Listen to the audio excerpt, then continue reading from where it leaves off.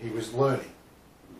But what he did have, he had enough information in the paperwork that he had that he gave to the police officer, and the police officer said, yeah, you're allowed to do this. Just let your mum know that you're a young kid, you're probably going to get stopped a lot, and you might not get somebody who's as knowledgeable and as understanding as me as a cop. So be careful about doing this in future, but in the event, you obviously know what you're doing. Have a nice day. You're talking about Saturn driving car that was registered to his mom or something like that. Was that a video on YouTube? Yes, it was out on video. It was a YouTube video, and it was classed as a success. I don't know if it's still down there because they tend to take those successful ones down very quickly. But that was a prime example. It was the usage of the car at that moment in time. He was travelling. He said, I'm just travelling. The car's owned by my mum and it's registered under my mum's name, but I'm not carrying passengers, I'm not transporting, I'm not engaged in commerce, and I don't need a driving license. And he gave that evidence to the cop, and the cop said, yeah, you're right. You have the capability of doing that. Yeah, good luck finding another one like that. There are, well, like I mentioned, there are cops out there, and I think there are more of them because there are many more of them now. They watch YouTube like the rest of us, and they come across these things, and I think some of that information gets through to them as well. So they have to deal with it. They have to know how to deal with it. Some are bullies, some are authoritarian, and some are just, honour their oath. And as I mentioned, the military or former military officers really honour that oath. Right. And I honoured my oath. And I still do. I still act in peace. Unless you got those that did atrocities over there, sometimes they, I know they're out there, but A lot of those, unfortunately, it was a case of, I could tell you a few occasions where I disobeyed illegal orders. I won't say legal orders. Okay. I disobeyed illegal orders. Okay, different story. They had the responsibility to disobey illegal orders. Mm-hmm. Right. The issue, of course, when you're in the military is you're on your own when you do that sometimes because you have no backup. Right. And your supervisors, as it goes up the chain of command, they stomp all over you. Yeah. As an honourable man, I personally was disobeying illegal orders. Mm-hmm. Right. And I kind of paid the price for it because I ended up making enemies in the chain of command. Right. And I made enemies of my peers. Mm-hmm. But I stood honourably, I stood strong, I stood in my own truth, and I never let anybody put me down for that. I never let anybody say that I was wrong for doing that. I honour that every single day that I stood up to these people, because I was one of a very small few. Exactly. And I've learned a lot more over the years, and I stand now before everybody to say the same thing. And you operate honourably, you operate with knowledge, and you provide evidence in your defence before it gets to court, before you have to deal with prosecutors. Right. Everything is noticed. You stick these in your car, or verbs similar to it. If you want to change it, that's fine. So the whole point is that you're telling people that this is a private conveyance, it's private property. I'm not a taxi cab, I'm not a livery vehicle, I'm not transporting goods, and I'm not operating in commerce. You actually use a sign that size on a regular standard automobile? Yeah, that's like a spare. That's pretty big. That's pretty good size. I mean, because you're. Oh, it can be seen. No, but I mean, are you not able to see that portion of the put in the back window? That's taking up a lot of Oh no, I put it in the corner. Oh, okay. And actually, what's happened on mine, unfortunately, just recently with the sun, it got so hot that the tape I was using to hold it in place, Right. glue melted and it fell off. Oh. It fell down. So it's still there. Right. And it can be seen. Okay. But It's it not can gonna only be be seen very well until I stick it back up again. But when you approach from the rear, oh, you can see it there. Okay. You you might have to approach to actually see it now. Or if you follow, like most cops, you'll be following me anyway. And they have been. I mean, I've told you, I've told Nelson, told others on the trip down here, the trip back. I've had sheriffs, I've had... oh, really? Oh, yeah. I've had local...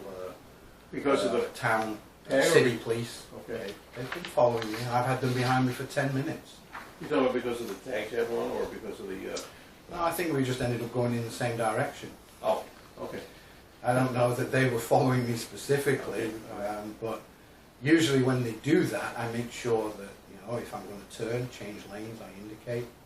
I do everything. Because advanced driving, Right. I give them almost nothing Right. to warrant pulling me over. Mm-hmm. So, if the light changes to orange, that's it, I stop. None of this going through on orange, none of this not indicating when I turn left or right or change lanes. Now, if you're on a turnpike, you go above the speed limit by maybe 5 miles an hour. I heard different things. 5 to 10. Okay. So within 10, you're going to keep it 10 or under. You're, generally speaking, they're not going to probably, unless you're in and out type of thing like this. It depends on the traffic. I mean, right. If you're traveling 10 miles an hour faster than the speed limit, but everybody's going 15 miles an hour slower than the speed limit because of the amount of traffic on there, then you're really driving excessively fast. Well, and the excessive people going 15 miles faster because it's in, you're going down. It's very popular. It's not like downstate or upstate or not like Newark or something. It's very congested. That's a little different. So in other words, you basically adjust to the flow of traffic. You adjust, and it depends on the traffic conditions. I mean, a prime example, not so very long ago, I was actually going back up, actually about 3 years ago, when I first started doing this. And I was going back up into Canada. At this point, it was about 3 o'clock in the morning, and I'm on the other side of the Poconos, going up on the highway. Winter time, and it was great here. We had a little bit of rain. Okay. I got to the other side of the Poconos, it's 4 inches of snow on the ground. 3 o'clock in the morning, no plows had been out. Yeah. I couldn't even see the lanes of the highway. And I'm driving along, and who's this freaking idiot in my mirror? I mean, he was like 30 feet in this snow right behind me. So you stop short, he's going to be in your back. Yeah, he wouldn't have been able to stop. And as it was, the very fact that the snow was on the ground slowed me on occasion because there was some drift parts, and I'm not doing 50. No. Advanced driver, I mean, I could drive, and it was comfortable to me. It wasn't a problem. Okay. But every now and again, I hit a little bit of a drift, and the car went, ugh. And him behind me suddenly got close because he didn't have that drift. He was driving or trying to follow my tracks. Right. So he didn't have that impediment quite so much. So when that happened, I was slowing down without any indication of brake lights or anything, and then he was coming up on me. Right. So, but he followed me for quite a while. And then as the snow kind of thinned out a little bit, pulled out, and then took off. So this was a Pennsylvania State Trooper? It was a state trooper. That's So he'd been following me for all of this snow time. Right. And then when it started to thin out, and a little further on I actually saw him turn off. We're always grateful for the first one. Carrying a pet. What kind of pet was that, yeah? I've done it 1,000 times. Yeah. So, yeah, I mean, I've had them follow me, I've had them see me, I've interacted with the local cops where I'm staying. And actually one that I did mention was that they had to close the road because there was a gas leak. Right. And we were coming back, and literally maybe 50 feet beyond where the cop car was in the road was where the driveway was that I needed to pull in. Right. So I pulled over by the side of it, window down. So what's the problem? Well, gas leak down there, a bit further down, so we've had to close the road until we deal with it. Oh, okay. I live just over there. Can I go down and just pull in the garage? No, you can't, but I know where you live, but no, you can't. He was one of the local cops. He knew where I lived. Oh. He'd seen my car before. He'd seen it on the driveway. Yeah. He knew who I was.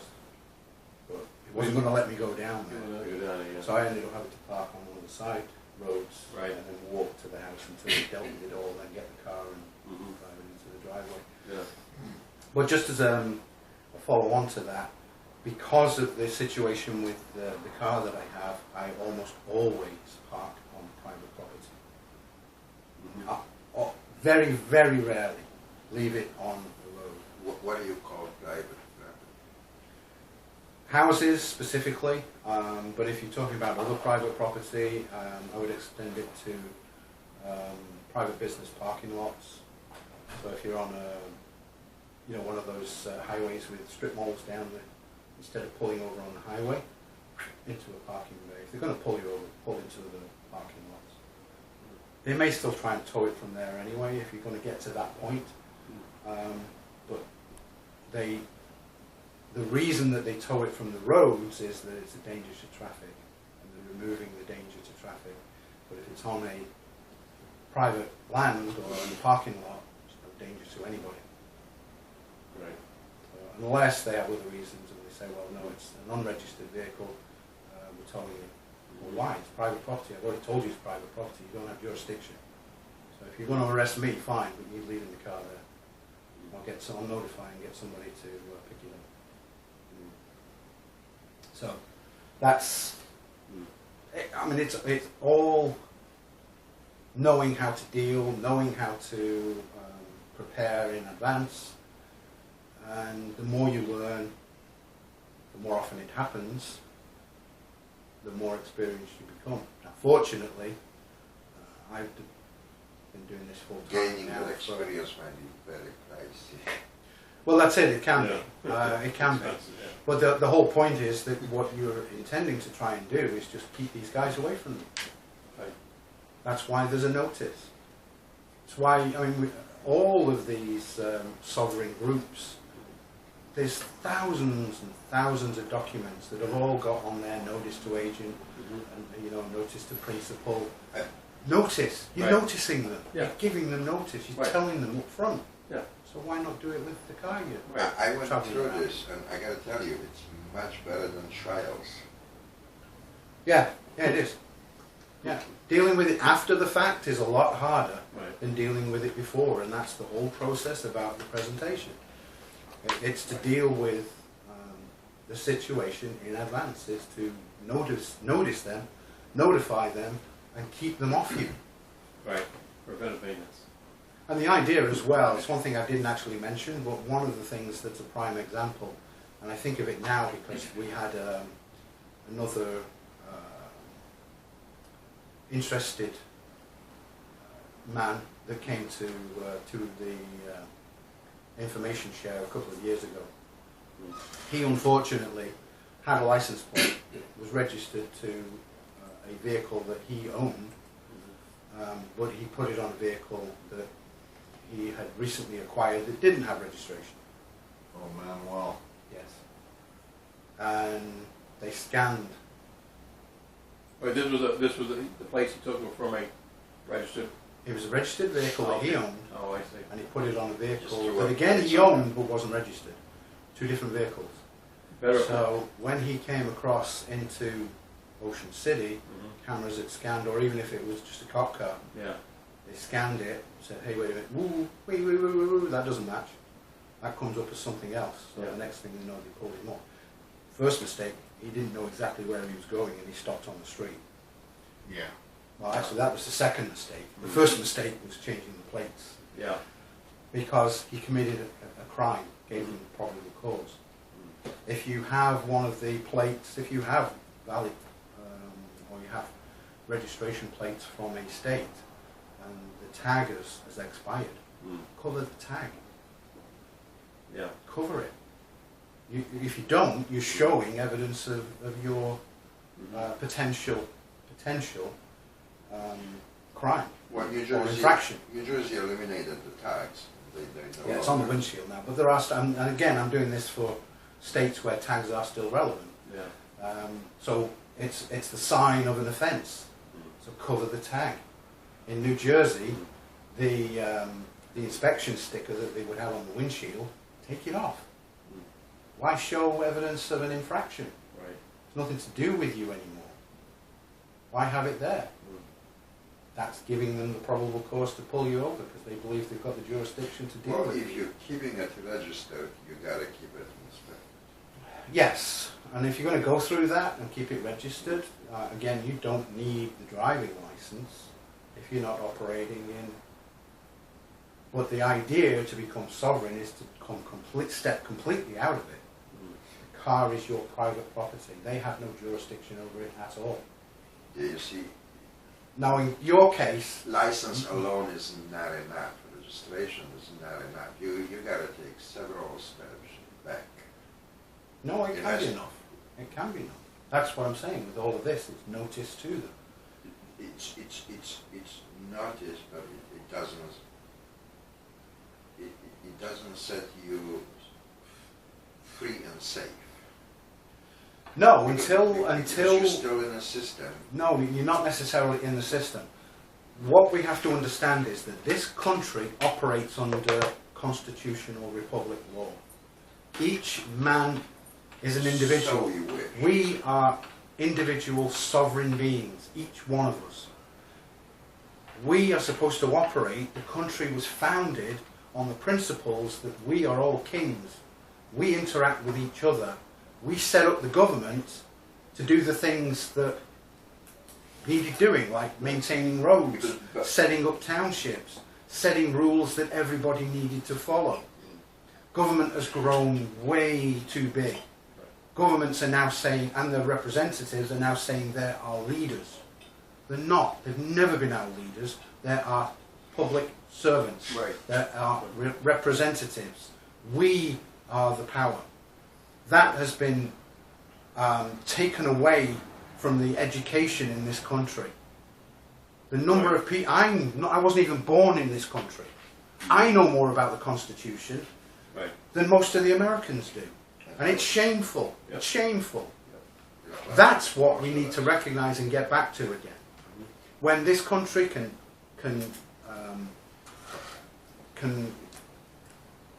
and when people can live that way, when we understand that each individual man or woman is king, and they are responsible, they are self-responsible, self-determined. System designed by nothing but lawyers and attorneys to drag you deeper. Yeah, and that's it. Deeper, Everything's deeper, 180 degrees. deeper.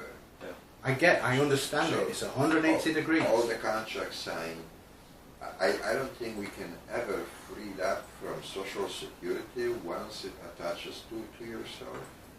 No, you can. You just don't use it. Yeah. If you don't use it, anywhere here in Ocean City or back home in Brick, I will not be able to walk into bank and open account. Again, they're breaking the law. Yeah. I have all the documentation. I even had a vice president of a bank tell me that they are breaking the law. But the problem is that they have Knowingly another they are law breaking called it. the Patriot Act that Yeah. says they have to follow these rules. And if they don't, the government fines them. And the fine is huge for every infraction. So what that vice president told me was they'd sooner pay out for lawsuits for the knowledgeable ones that took them to court because they couldn't open a bank So what you're saying when they have the legal and lawful authority to be able to. And they said, They still we'd need to rather make those take the hit lawsuits. from a lawsuit Right. than pay the government these extortion fines Well, for when that- having accounts that don't Yeah. have a social In security. other words, they're making sure they're making impossible for you to. But that's why this country needs to Oh. waken up. The people in this country need to wake up. And they need to push back against this. Look at This all- situation right now with Biden and the Democratic Party, Look if at all people the- don't push back, look we're at- going to have communists in Right. power in this Look country. at all the masks. Look at all the masks. Yeah, I know. it's all bogus. It's all hoax. How do you bring it back? Yeah. You You have see, to these educate are the people. these are indoctrinated people, Yeah, yeah. and that's part It's of the the people. education Right. that we have to bring to people. We don't have enough of those black glasses.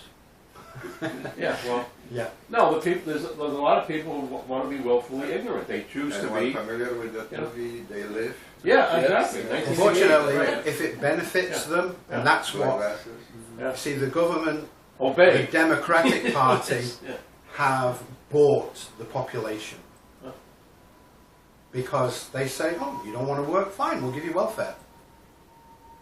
Yeah. It's not enough to really live, and you live in a slum most of the time, but Well, some getting people free do money pretty good considering. and free food, because they give Yeah. you food too. Well, some people have side jobs and are making more because they're not Yeah, they paying do, property. because they're getting They're paying welfare tax, and right. they go Not and exactly. make money on the state. Right. Systems. I know people on welfare who are driving Range Rovers.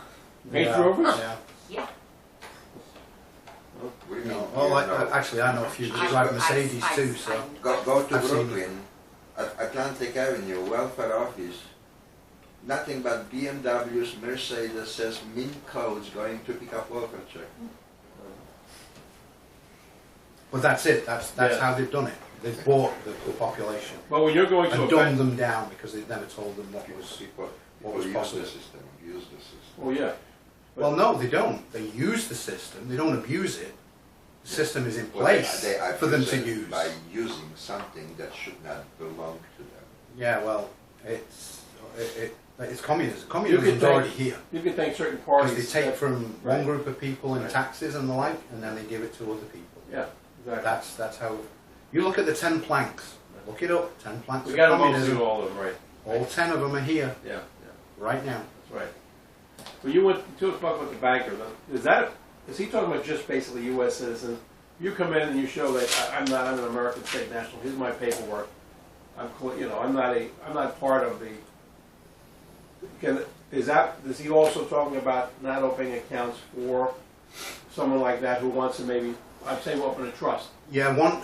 They want you. I know they're asking for Social Security even if you open a trust. Yeah, one of the provisions for opening a bank account. Apparently, foreign nationals can open a bank account. They should be using their passport. There's a number on the passport, and Right. they use that number and they use the passport as the form of identification. Right. That, previously, to my knowledge, was enough. Whether that's still the case, I can't prove. Not they want something with your residence. Well, yeah, they want proof of They want to see if address, you're- but right. it doesn't matter because if everything I do is care of, Right. whatever Exactly. shit it's care of, Yeah. Exactly. I'm making the distinction. Right. The other issue is that they want you As to you get listed on a your TIN driver's number, license, TIN. it's written care of. I'm sorry, no? You're telling me your address shown on your driver's license says don't have a driver's care license. of. Yeah. When you're saying through the driver's license, you're saying that you're basically part of the system. You can use it. You can use a passport too for that. Driver's license is a contract. The contract, right? Is it all caps name? Because Yeah. driver's license is It's all caps, yeah. That's why I said, I'm not sure if you missed that too, because I know you arrived a little bit late. But having a driver's license, registration, insurance, all of those things are evidence of contracts. Now you can tell the cop, I'm not going to give you anything. And I do have commercial policy, so Yes, it I makes know, a little yeah. bit of sense to Of course. keep it. Yes. And you can make the distinction between when you're operating as a traveller and when you're operating as a commercial business, which is fine. But you have to make that distinction. As soon as you hand the cop a driving licence, he's automatically got your jurisdictional operating in commerce. Right. And you gave him the evidence. You gave him the driving licence. You gave him the registration. You gave him proof of insurance if he asked for it. Most don't need to these days because it's on the computer. It's linked. So now they usually just ask for registration and licence and registration. But if you don't have them at all, you can't give them. You can't be coerced. You can't have them taken out of your pocket by illegal searches and used what they call personage and barratry, because then they give you the name. They put the name on you. It's not your name, but they tie the two together and say, you're Mr. Because it says so on this card. No, that card's not me. That's not me. It's got your picture on it. It's not me. Somehow you cannot use that as evidence in a court of law. It's a hearsay. What is? Your driver's license. No, it's evidence. It's evidence for them. No, but when It's evidence of the it's contract. It's evidence of the contract that you signed with DMV that said, I want a driving license to operate in commerce and I'll obey all the laws and rules and codes that I'm obligated while signing for this. Now, the fact that you did sign for it and you're not operating under that, you're travelling, there's a distinction. You potentially can do that.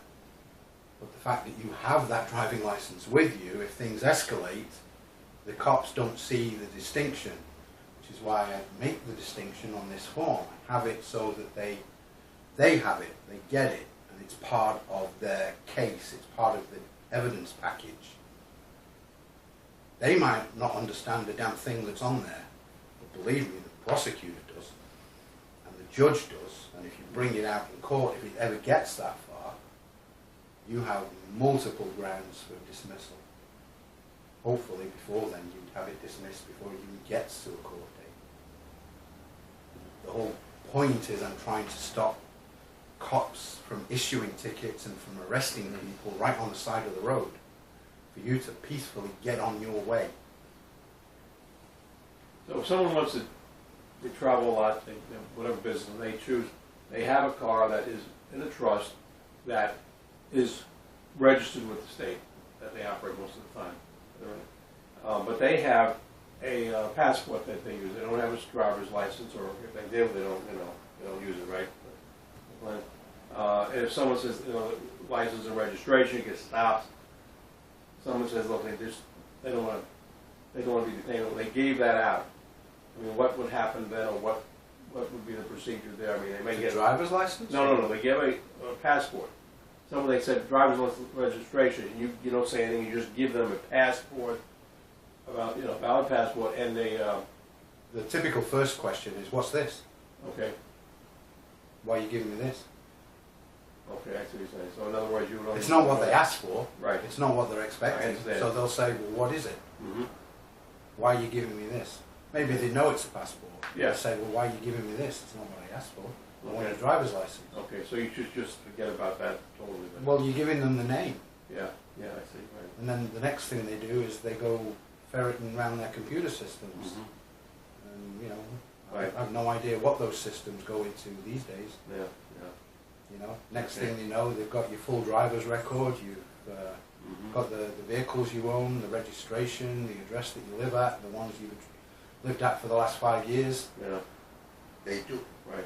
Oh, I know they do. Yeah. Okay. And especially if you've had lots of interactions with them. Yeah. The less interactions you've had with them, the less information they have. Mm-hmm. But, they'll be pulling up social security numbers and all sorts of shit. Mm. So you don't even give them your name. Right. Actually, that's one thing I didn't mention. Okay.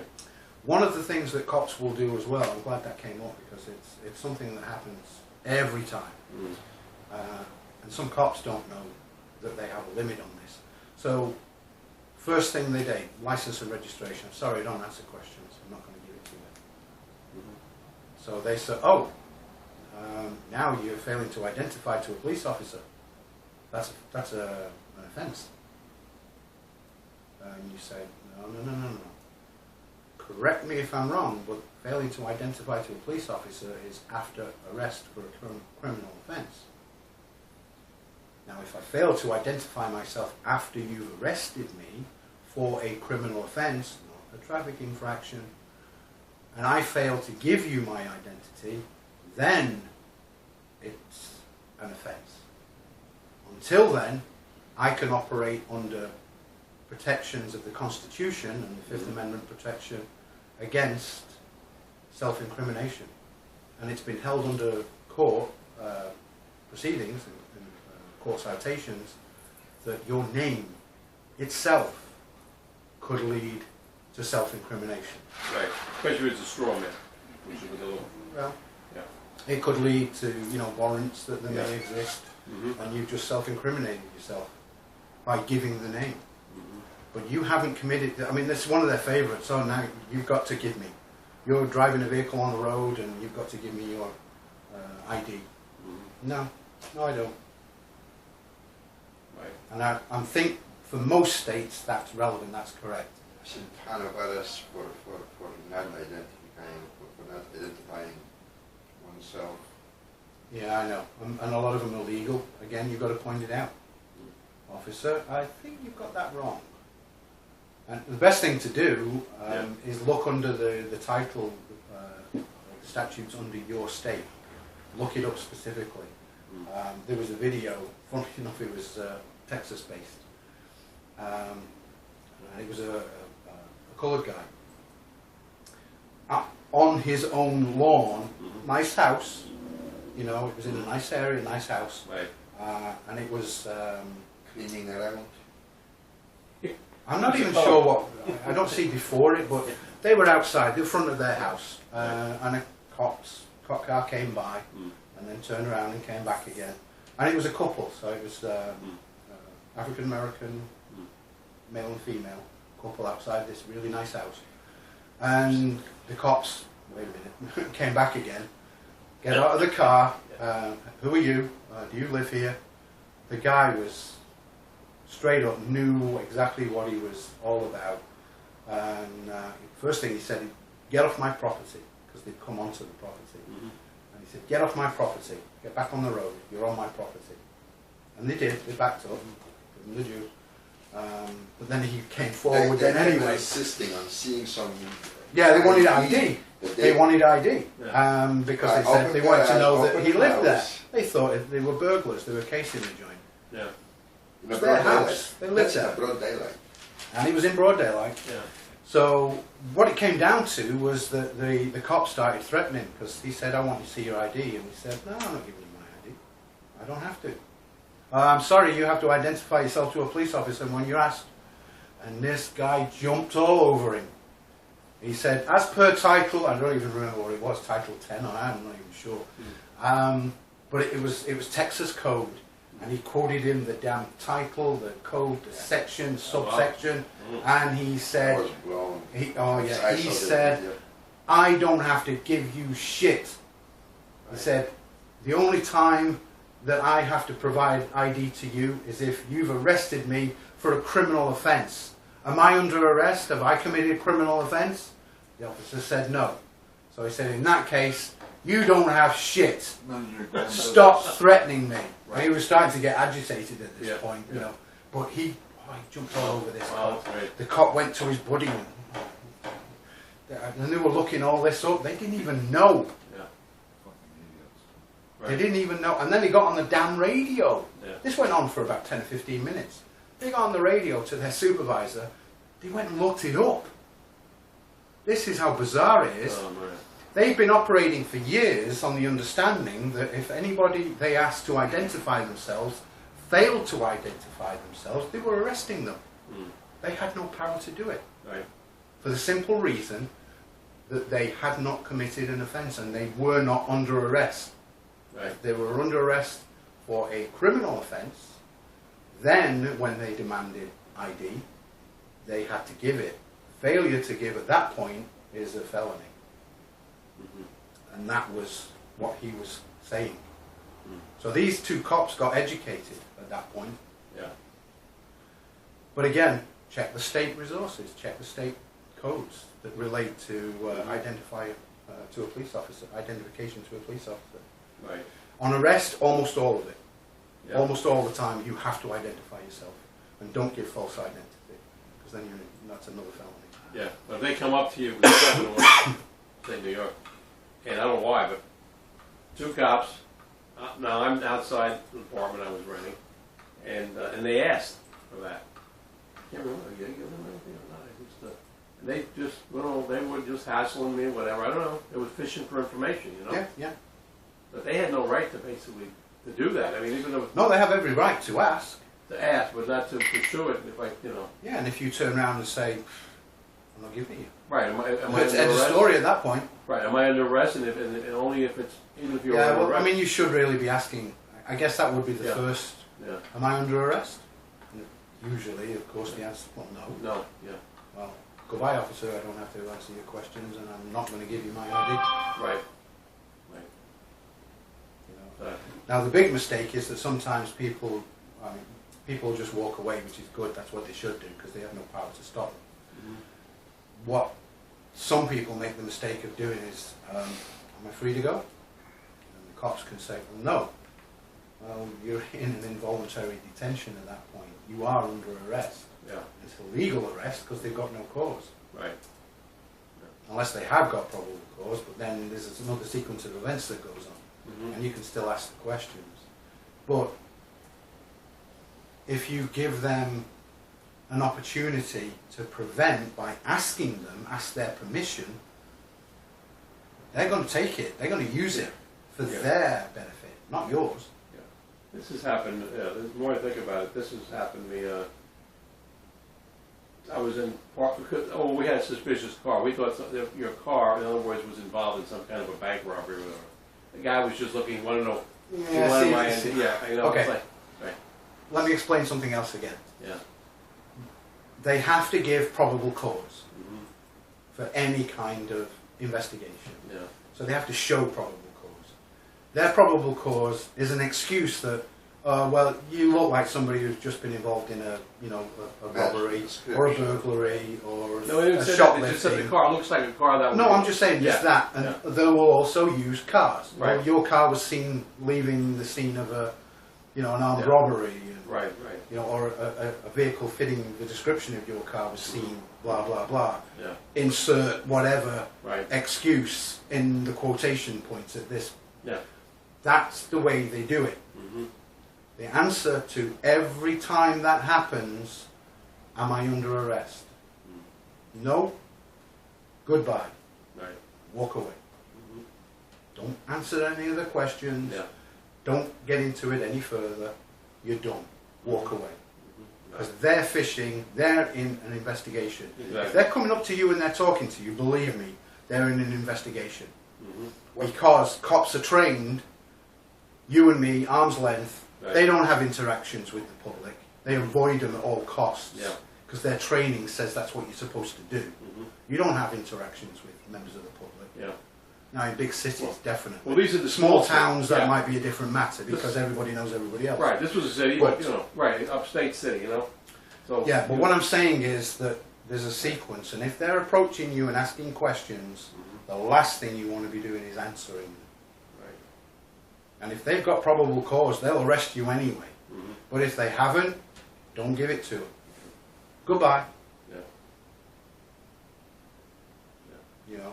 And the other thing is, as I say, I pointed out, check the failure to identify statutes in your state, whatever it might, whichever state it might be. Can you use the 1974 Privacy Act? There's no need, really. It is relevant for privacy, but I don't think you would need to go to that point. There are occasions when I've referred to it in documentation, but in this case, no, you don't need to even. What goes It's all part of probable cause and whether they have, the right, the right or the authority to even speak to you, because they don't. Now, I'm not saying that they can't talk to you. I mean, if they want to be cordial and just have a nice conversation with a member of the public, then fine, be like that. But be aware that any cop, when they're talking to you, whether it's the nice guy, good cop, bad cop, indifferent cop, they may be in the middle of an investigation, and they don't have to tell you. They should. They should be giving you a caution. They should be Mirandizing you right at the very beginning. They never do. Everything that they ever use in evidence against you, most of the time, isn't even legal, because they didn't caution you at the beginning of it. It's prior to. Forget about being lawful. It's not even legal. Yeah. You get Yeah, yourself sorry. to the point when you're being. Yeah. Typically, what they will do is they get you to admit off the record kind of thing without the Miranda warning.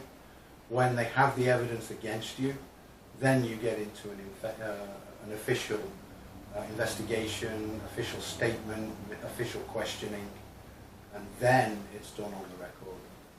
But you're already arrested at that point. They've already got you. They already trick you into giving the information. We mentioned it last week.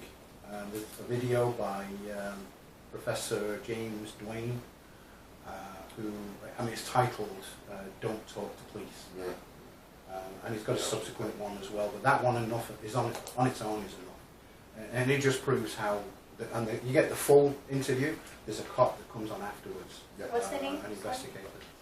His name is Professor James Duane. And you gotta keep up with this one because he speaks fast. Okay. Yeah, don't. Not as fast as him, because he talks fast. Oh no, he really goes fast. What I I'm mean, doing- I put it on. I typically put it on, like on YouTube videos. I put them on 0.25 or Okay. 125. James Duane. Speed. Don't talk to police is what it's called. And just slow down. But if you happen to listen to it at 0.25 or 0.5, you'll not understand a word he's saying because it becomes all one sentence at that point. He speaks so fast. And funnily enough, the cop mentions it. When it's his turn to speak, he says, I can't speak as quick as him. It's funny, but it's an incredible video, and it got millions and millions of hits. And everything he said is true. Everything. Because he's a law professor. And as a former police officer, I also know that it's true. You don't do it, which is why I say preferably don't talk to cops. Because you just don't know if they're operating in an investigative form. And anything you say, even in the Miranda warning, can and will be used against you in a court of law. Not maybe, not possibly if we think it's relevant.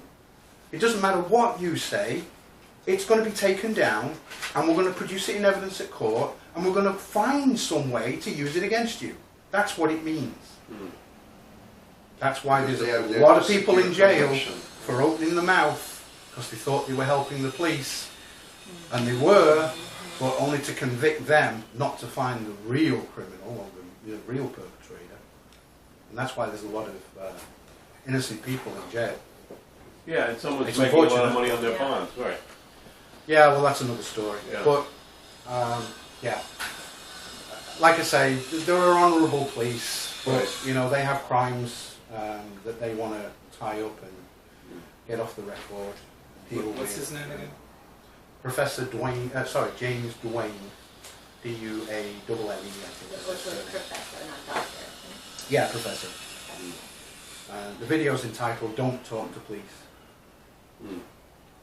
And he's actually got, I think it's 2 books. The first book he wrote was based off that, and then he's written one more recently.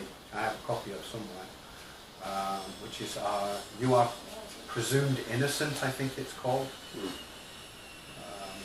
I forget the actual title of it, and I haven't even gotten around to reading it yet. I've been reading other stuff, but I'll be interested to read it and see what that says. But again, it's all information. It's all there to prepare you to deal with the police, to deal with authorities, to deal with agents of the government. All of this information, everything that Glenn talks about, everything that other people talk about, that is relevant. Some of it's pure bullcrap that some people talk about. It's there to prepare you to deal, to be honourable. None of this is about getting out of anything. Right. This is how to be responsible, how to be the adult, how to be the sovereign, how to live honourably, and hopefully make other people aware that this way of living exists, and turn this country back to the way it was meant to be. Yeah. This is the only country in the world that operates this way. The only country. And that's why they want to destroy it, because the power comes from the people. Yep. Every other country in the world comes from the monarchy, comes from the parliament, comes from the dictator, you name it. There's a guy or a group at the top that Yeah. controls everything, Right. and we, the little people down below, get the scraps. This country, it's the other way around. They've turned it back on its head again, so that these guys are our leaders. Yeah. That's what they're. Bullshit. I know. They are our representatives, and not leaders. That's why you don't want this guy in blue, you know. They announced it. And one thing I have to ask is that, no one mentioned this, but in the event you are traveling this way and someone, whatever, causes a serious accident involving your car, hits your car, causes your car to push into another car, now you got the police there investigating it or whatever. What? You know. Well, there you've got a situation where you've got to defend your state. If it's not your fault, it's somebody else's fault. Mhm. Then they are the ones that are going to get the charges that relate to the accident. Now, if you can also stand your ground with this and say, I am not in commerce, I am not driving, I do not need a driving license. You probably wouldn't want to say that because you're admitting something. Well, but the idea is that I will deal with the parties that were responsible for the accident, for the damage to mine, and I don't have to give you anything. Right, but say the cops there, say he's foreman, and wants to know what happened, whatever. We understand that you were not at fault, they were other people or someone else was at fault. The cops collected his information, what do you then tell? Basically, you just, you know, as far as your car was damaged or you got hurt, type of thing. So, Again, who you are, you still don't. The police are there to collect evidence Right. against the person that was responsible, Right. or to find evidence of other crimes. You Okay. give your name, you give anything else, you're potentially opening yourself up to that investigation, So and then you get Right. tickets and citations and stuff. So the whole point is that you say to the officer, look, I am here, they are responsible, they caused this ongoing collision, which caused damage to the back, and in the case of a full shunt, the front. Right. I will get the information of the person responsible, and I will deal with them directly to get them to pay for the damages to my car. Because many times people say, yeah, I'll give you mine, but I want your information. In other words, the person who was basically at fault. They do that because in some states it's what they call a no-fault state. Yeah. They do it up in Canada too. It's a no-fault province where the insurance companies get the details and then they just deal with each other. But that's like New York too, I think, right? Still no fault. So, I don't know how it is in What? all, but the insurance people or the insurance companies deal with it, and the little people down below, they just get the instructions to go here, get an assessment, and then, a little bit later, okay, now you have to take it in and get the damage. Or if it can't be driven, then it's already there, waiting for repair, and the insurance companies sort it all out. Your point is to say, well, I won't be dealing through the insurance, I'll just get his information. I'll give him mine directly, privately. I don't need to give it to you. okay, that's what you're saying. Because otherwise, the guy said, oh, okay, well, you're not giving me your information, I'll just, I'm not giving you my Yeah, type of no, thing, even no. though he's at fault. You deal with him directly. And Okay. It's a little more difficult at the scene of an accident Yeah. because then Yeah. the cops go into a different mind frame, Right. mindset about how to deal with it. It's even worse if you got injured and had to be taken to a hospital by an ambulance, and you got, Yeah, then you've got potentially other issues. right, yeah. How to deal with those is difficult. I mean, technically speaking as well, we are under the UN human rights are entitled to free healthcare and immediate healthcare. Well, if you in take the the event of hospital, they damage say- and accident. You say, yeah, where's your insurance, and we don't have, you don't have any coverage, you're not insured health-wise. So you basically, Again, you should look up what the relevant articles of the UN Convention on Human Rights is for healthcare. okay, we'll just take your social security number, that's what they want, because they're looking to collect somehow, What right? if you don't have one? Well, yeah, I don't. Straw man has them, but I don't have one, so, Yeah. right?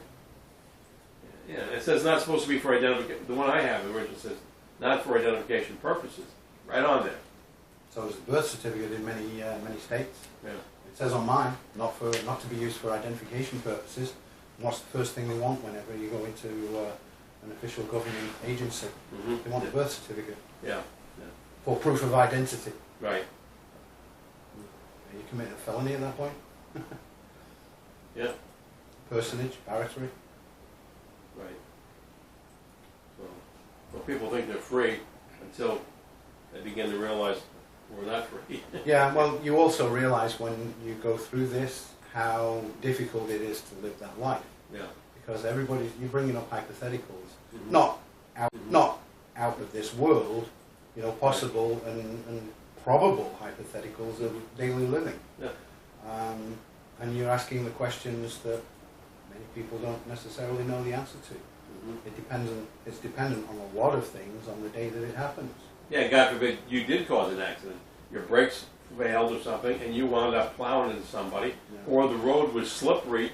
You're going downhill, it was all icy, and you know you're in the back, and you hit them. Someone else hit you. Well, he hit me, but I hit this other. You know, these people in Yeah. front of me. Well, we want to know again, who you are. You know, where's your license and registration? Then? you're responsible for repairing the damage to the guy you hit. Yeah. The guy who hit you is Yeah. responsible for repairing your damage, at least on the back.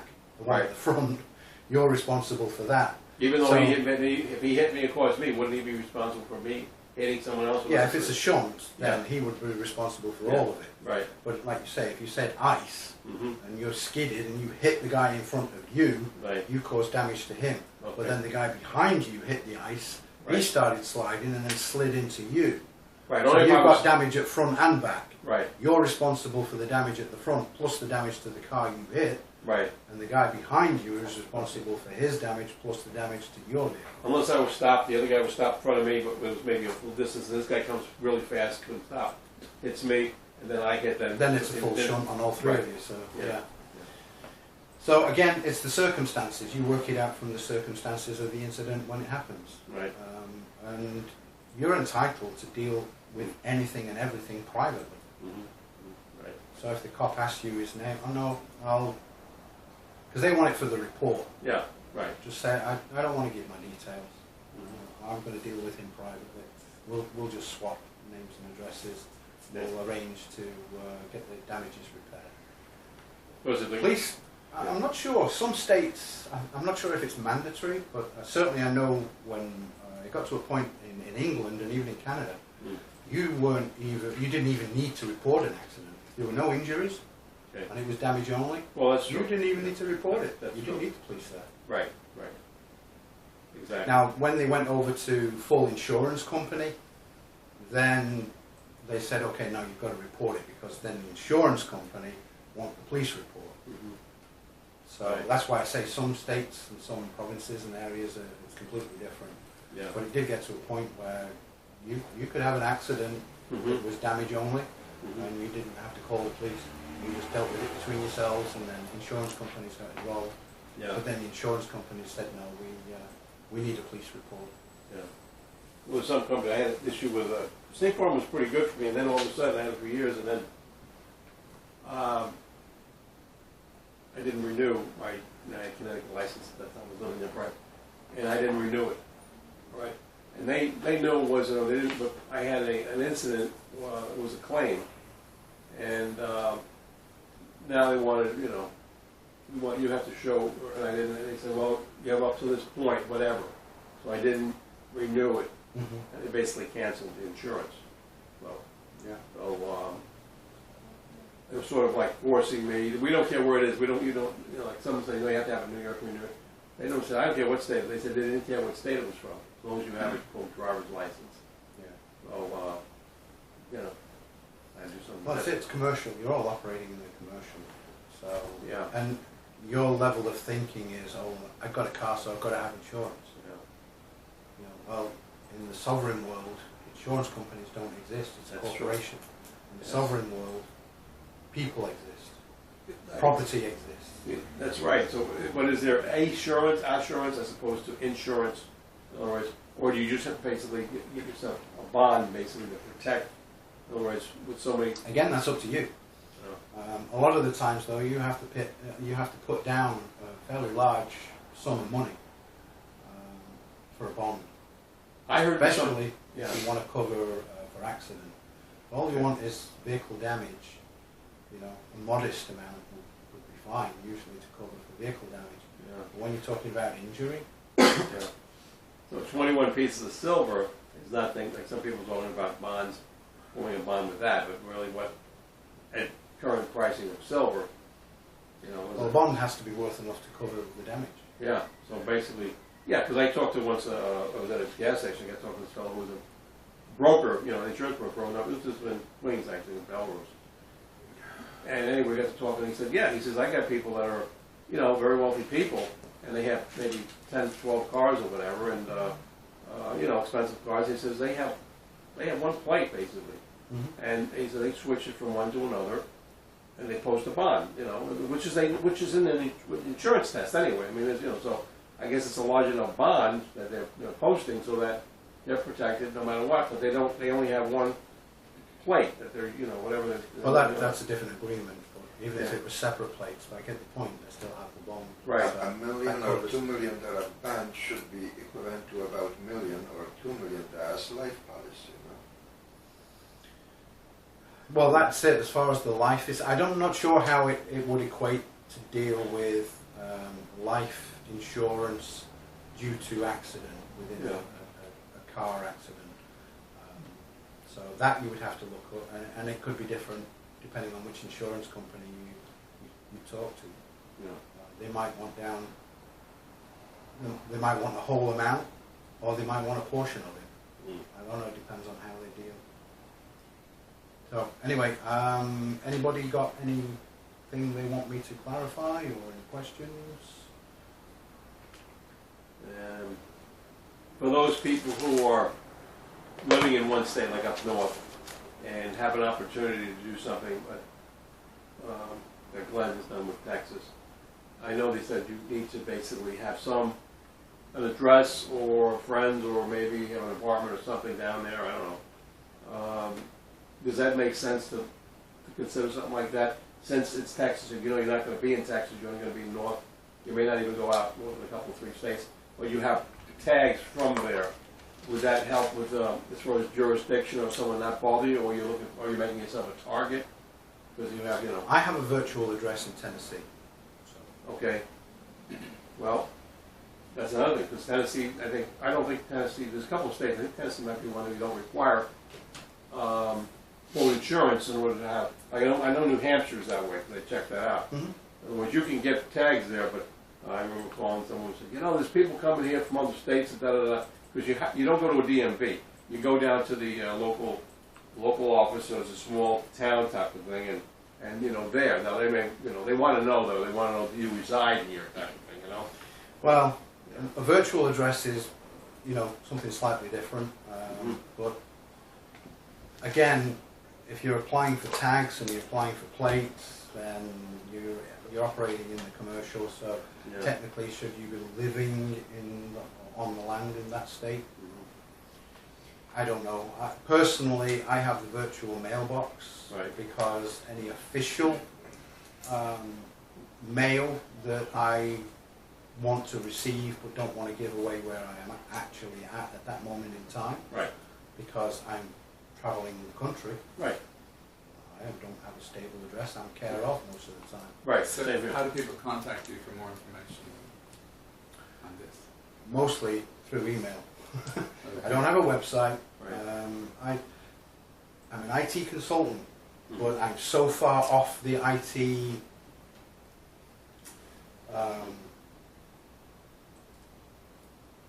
what would you term it? The social media. I'm so far off of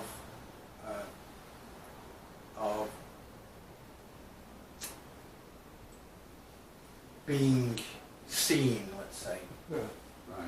that, you know, most people, unless I give people information, then they don't find me, so to speak.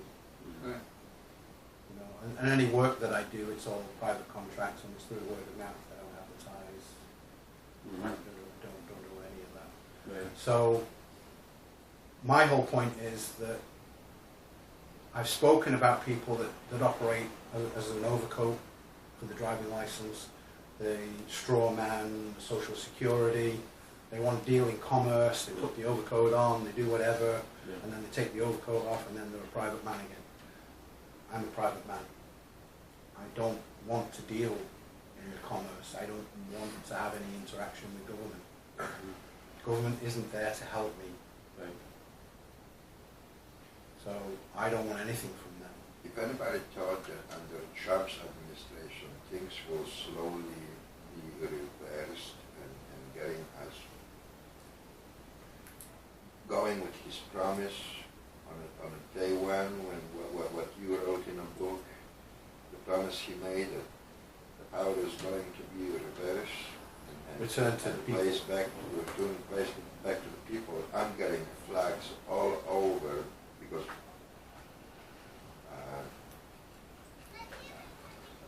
the Sleepy Joe had been confirmed that he's got 270.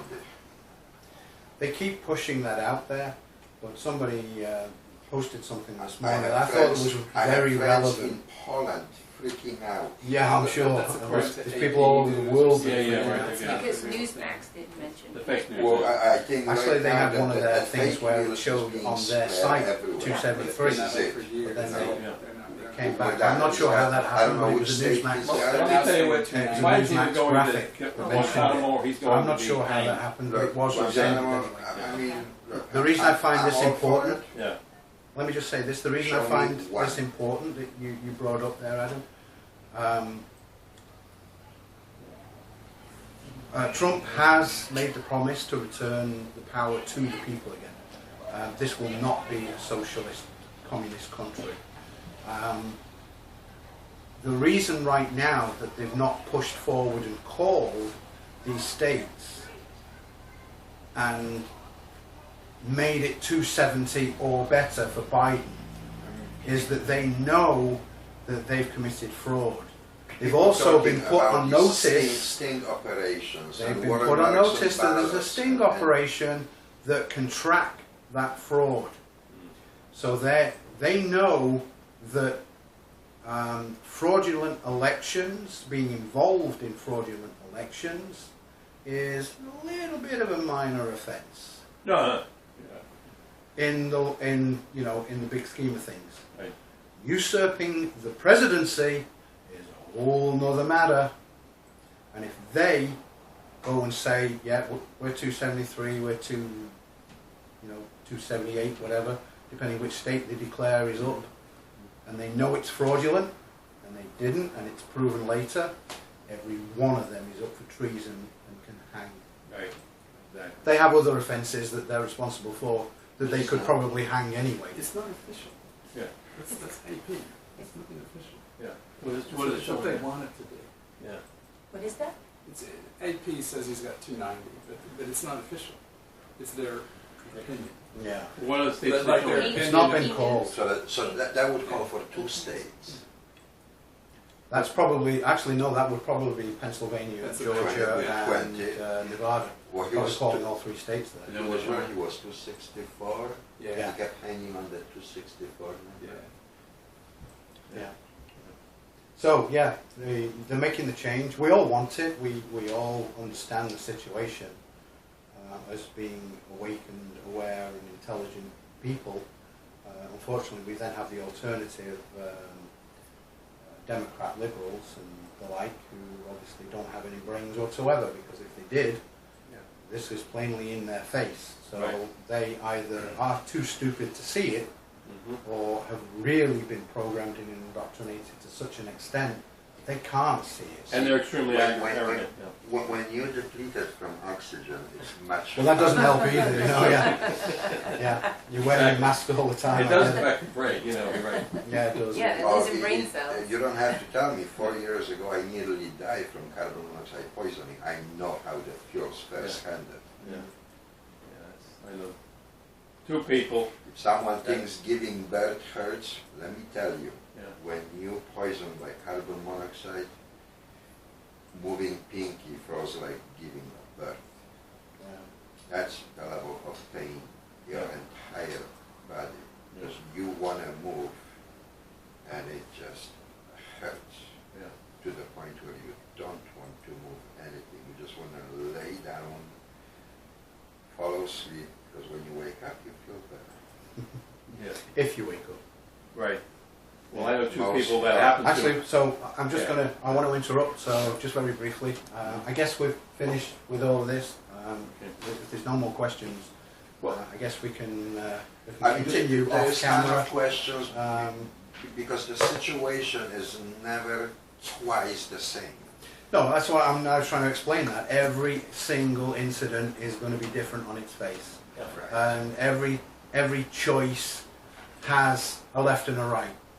You know, somebody says something, or a certain decision is made, takes you this way. Different decision, different thing said, it takes you that way. You know, the whole thing, and you have to be on the ball. You can't just sometimes you can't just let this fly. You have to be concentrating.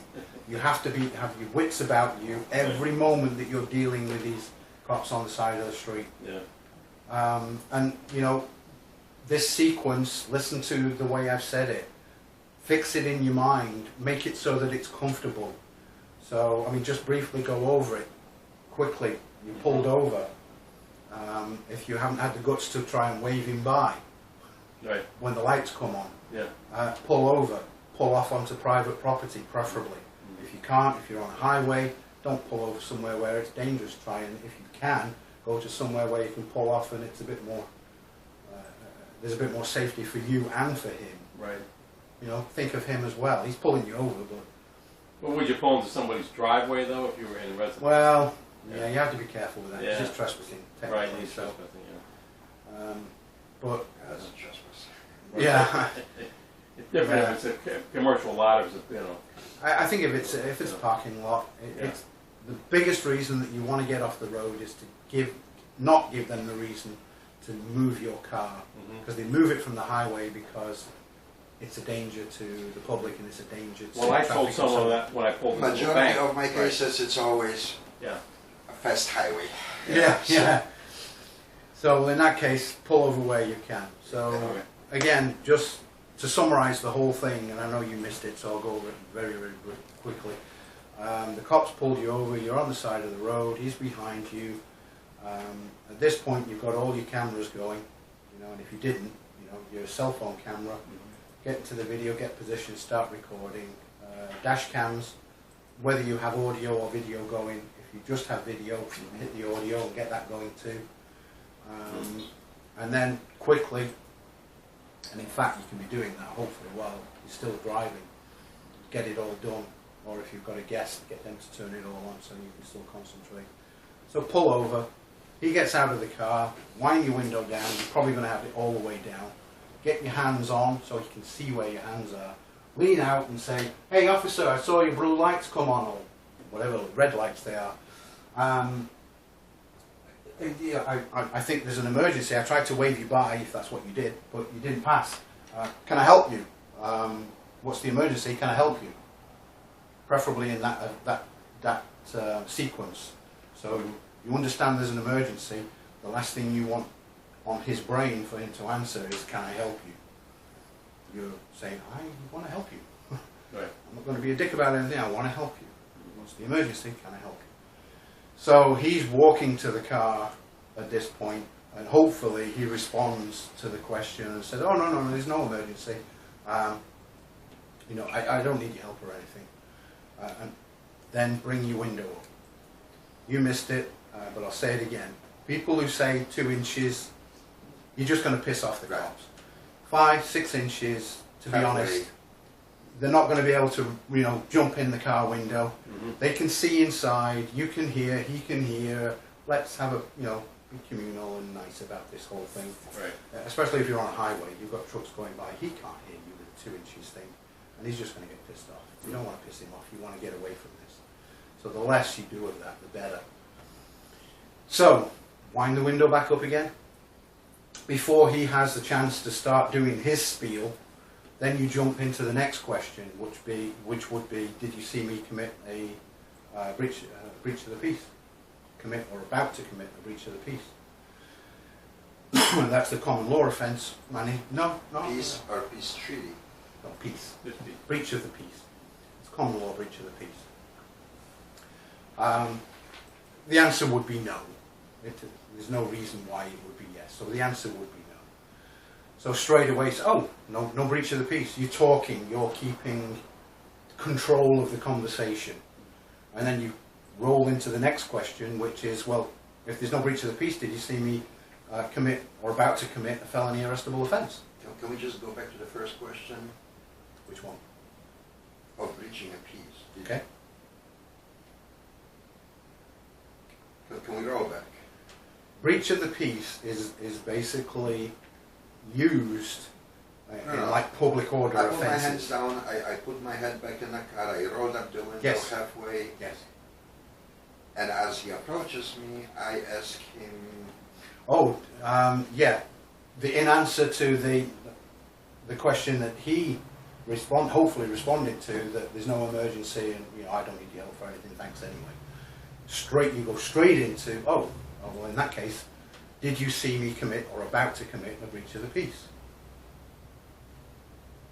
So, probable cause. It's a reason for him to pull you over. Now, breach of the peace is usually like a public order situation or offence where you're about to cause a kerfuffle or in the process of causing, a disagreement, a dispute, an angry situation, and it's in breach of the peace. It's a common law term, it's a common law. They usually have other public order offences and other similar things that they end up charging you with later on, but it stems from that kind of basic common law question. So what you're trying to do is get him to say no, because there's no reason why he should be saying yes on any of these questions. Because when he says no, then he has no probable cause. You just, as my quote says, vitiated this whole cause for pulling you over. Okay? So, breach of the peace? No, there's no breach of the peace. So straight away, your next question. Oh, there's no breach of the peace? So, well, did you see me commit or about to commit felony arrestable offence? Arrestable offence, what would it do? Burglary? Did I do something that was so serious that it was a cause for arrest? His answer typically with that one too would be no. So straight away, you're into the next one, which is, oh, no felony arrest. Did you, or do you, in that case, have a verified warrant for my arrest in your possession? Now, they should always have a warrant for arrest in their possession. They don't always do it, because sometimes they'll have quick access to it.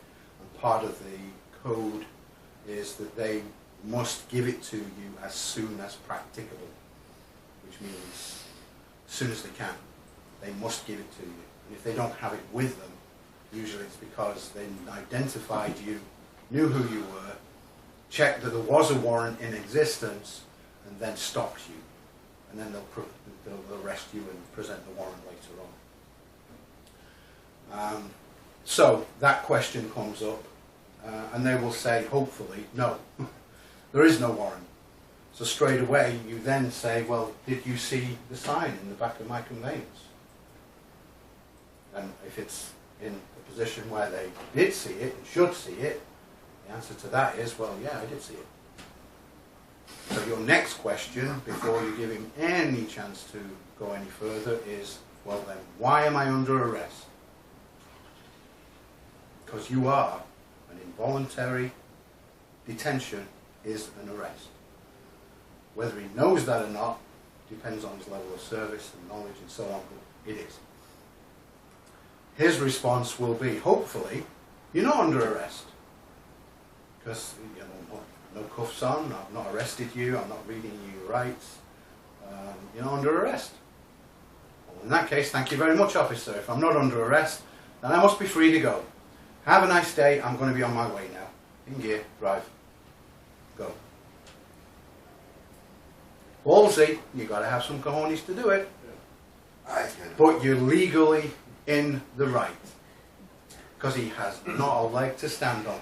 You have just vitiated every single probable cause angle that he had to pull you over.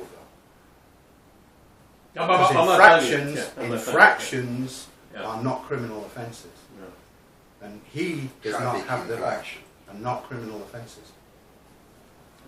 They're civil.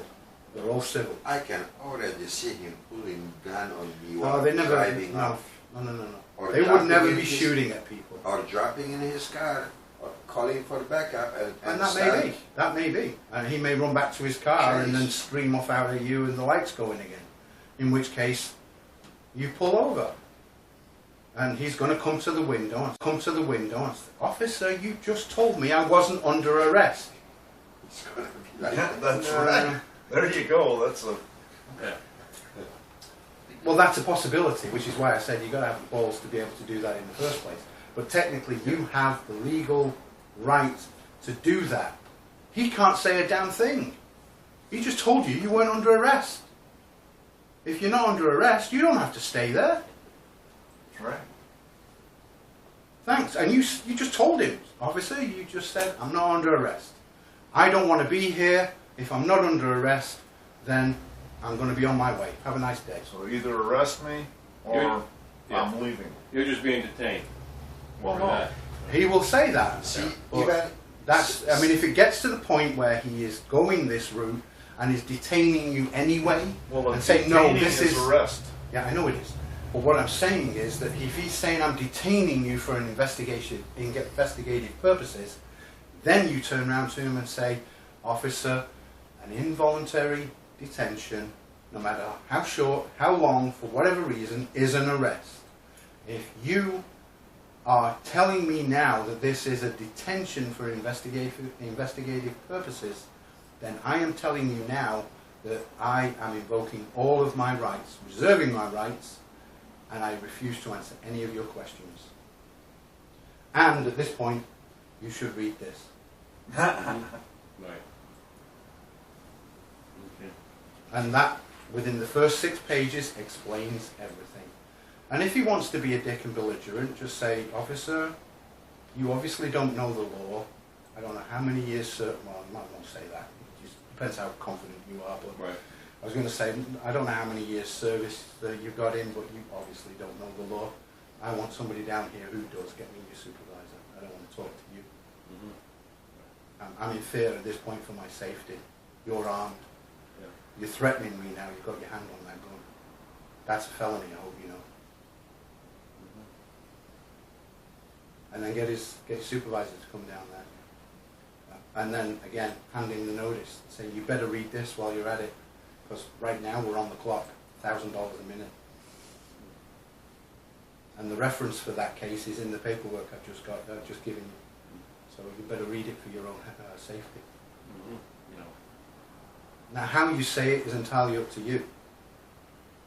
Right. You know, because to be honest, when you get into that, the adrenaline's kicking in, the fear's kicking in. I'll take it best if slow because time is ticking. Yeah. Realistically, you want to be out of there as quickly as possible. You don't want to be there. So, because getting that money is going to be an issue anyway. But at least you're telling him that, hey, Yeah. the precedent's there. Right. Um, And in my case, my plate says no how. You want to take that chance? No how. Yeah. All So- right. If we want to contact him by email, is that fine? Yeah, sure. Okay. If he manages to continue with his, "I pulled you over because you were speeding, or because you made illegal left turn," Officer, traffic infractions are not criminal. They are civil. You don't have the authority to pull me over for a civil matter. Unless I give my consent, and I don't give you my consent.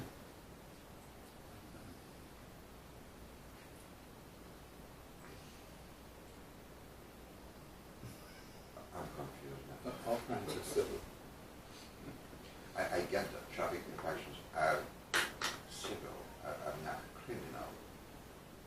But this is why all the pulling overs are taking place, to hand one summons. It's roadside piracy. It's for- roadside piracy. Right. They are trying to elicit money from you with Traffic menaces infraction. for a traffic infraction. You've harmed nobody. There's no crime. And you're telling them, I know it's no crime. It's a traffic infraction, it's a civil matter, it's a contractual matter, and only if I contract and agree. And I don't agree.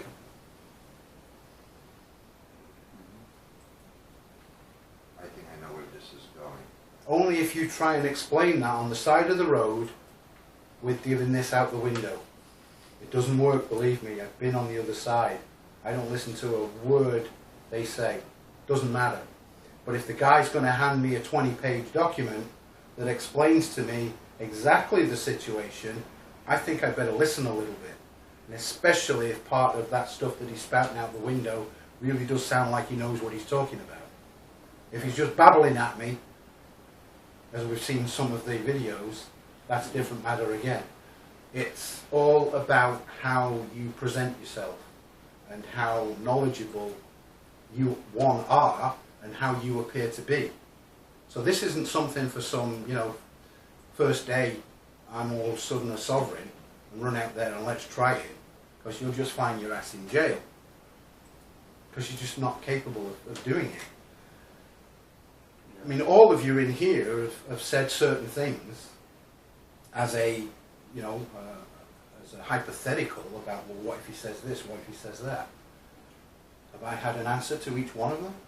Or have I bottled it and not? I've pretty much had an answer to whatever it is that you brought up. So when you get to that stage, then you can answer the cop with whatever it is that he's bringing up. Even to the extent of the Eddie Craig information, and I thank him for that, and I'll give him the credit for that, by protecting yourself, by automatically rebutting his accusation. And the accusation was that you've been drinking, or there's marijuana, or, there's, and in your case, there's a gun or there's a knife on the back seat. Gives him probable cause. Yeah. It gives him probable cause. So the idea is not to give them probable cause. But like I say, if you've been spending the last 2 miles smoking a spliff and you smell the marijuana, Yeah, I don't do that. no, and most people don't, and that's fair enough. But the thing is, if you have, then you can't turn around and say, well, that's patently false, because well, it isn't. You can smell it because you have. Yeah. Same as drinking. You can smell it because you have. In which case, you're out of your sovereign, responsible adult, and now you're into being irresponsible and likely, possibly, causing harm to other people. So if there are consequences to that, then you have to live and abide by it. But what I'm saying is, they will try and escalate if they can't. More often than not, they want to do, if they pulled you over, they want to give you a ticket. They want to do something. Because if they don't want to do the work, they won't pull you over. If they've pulled you over, okay, at this point, more often than not, they're not going to just give you a warning. Unless you give them reason to say, okay, this guy's all right, I'll let him off. Or this guy's like, this is a hot potato, I don't want anything to do with this. But that's what you're looking for. I've seen a lot, I've heard a lot. This was actually well presented. Thank you. I just hope it works for people. But you have to have the knowledge. And I know it does work because I've seen it. I've seen people who have presented documentation. To what level, I don't know. I spent quite a bit of time on finding this information and putting it together, but making sure that it was in the right format, that he could gather what he needed to know within the first 6 pages. If he wanted to continue with the rest of the document, then its majority is definitions and citations and court cases and so on. All it is extra evidence that I'm just going to bring up in court if it ever gets there. He's going to have a shit ton of defending to do, or at least the prosecutor is. And he might just say, well, let the judge decide. And I'm going to say, well, the judge may kick this case. It may not even get there because the prosecutor may not even bring it to court. But if I have to defend myself up to that point, then you potentially we'll be looking at the civil suit and they'll be coming after you. And it's $1,000 a minute. And it won't be the department that pays it. It won't be the city that pays it. See, all that requires knowledge I don't yet possess. How to write a motion, how to start that wheel. Yeah. And that's something else. People have to get to grips with dealing with that. But the whole idea is that even if you don't want to proceed with it. Who do you go after? I know Glenn goes after everyone. Yeah, well, everybody involved. Everybody involved. They It's like need to be throwing taught mud a against lesson. the wall. You never know what's going to stick. Right. They need to be taught the lesson sometimes. That's what Nelson's going through. They thought they were all with the Ocean City cops. And then they realised that they're not. They weren't even operating under an oath. He's dealing with the paperwork and stuff associated. But they are now in a situation where they learned a lesson because of him standing his ground and him reserving his rights and proving that he had them. And now he's trying to go after them. Because if there's no consequences, do they ever learn? Now I'm saying, he's going that route. I'm saying with all of this, the idea is to keep those guys away from you. You just want to go about your life peaceably. You don't want to be throwing around lawsuits here, there and everywhere, unless you do, in which case great. And if you're capable of doing it, even better for you, wonderful. But the idea is that you want to live your life in peace, get on with your friends and neighbours and have a happy life and not be antagonised and threatened and have this money taken from you with menaces and with threats against By your the way, life. did you bring several of those laminated quotes? I didn't know. I have the original was I created in Publisher, Microsoft Publisher. It's easy to create, and then if you don't have your own laminator, Staples laminate them for you. Or you don't even need to have them laminated if you use a card, maybe. Just print out lots of them and stick them in the windows where you want them so that it can be seen. The whole idea is to give them notice so that they don't pull you over in the first place. Because that, if they know what they're doing, if they know the law, tells them that they don't have the authority to pull you over. So you've just told them. Everything that your code states, that's telling me I'm not doing it. So how can you pull me over? And if they do, then you go about telling them, well, hang on a minute. You don't have the jurisdiction. You don't have the probable cause, and if you want to continue with this, then potentially you're going to get in a world of hurt, and it's going to cost you money. And that's all before you give them your name. That's right. Right. Yeah. So then you again, want to then find out my name, it'll be in litigation. Well, my question is this, because they're supposed to wear something that has their name on it, or not on their uniform. Or they Do do they? initial of a first name Or it's covered or with something. a last name. Well, Yeah. but if you don't see whatever, you can't get it from them, then what's your recourse? I mean, all you have is no possible location. They have to answer. They have to ask, okay. Yeah. They have to identify themselves. They're a public servant. When you Right. say what's your Now, if they're name going to be and a badge belligerent number, about the they're whole thing gonna and say, they're not, see, then they commit it says right here. other offences, Or not something. felonies or anything like that, but they commit Right. they commit offences. Oh, what the hell do we call it? It's police procedural Okay. offences, and there's a term that I forget now. But That it's thing that it's you're- how police officers are supposed to operate, Okay. and they're in breach of that code if they don't identify themselves when requested. And where they're from exactly, what town or what building, whatever. All they really need to give you is their name and badge number. Now, when you say name, is Officer Smith passable for a name? Yeah, that's normally what they would do, because that will I identify know that's them. normally what they would do. Officer Smith, badge number, blah, blah, blah. But is that your name? Yeah, they don't give out all of the information because they know people will try and track them from the home address. But they want Because my they don't name. have the whole, I know, but they have some form, they have some protections because of the job they do. The badge number on its own would be enough to identify them in their system, within the police department and within the court, the prosecutor's office. You just give a badge number, and whatever the city was, the cruiser that you were driving, that would be enough to identify you. You don't even need the full name, really. Yeah. But once you have that, you can find that information out, through the police records, department records. He refused to identify himself. All I got was his badge number, and he said he worked at this department, but he refused everything else. In fact, I think he was an extremely belligerent and uncouth officer. I'm surprised you've even got him employed.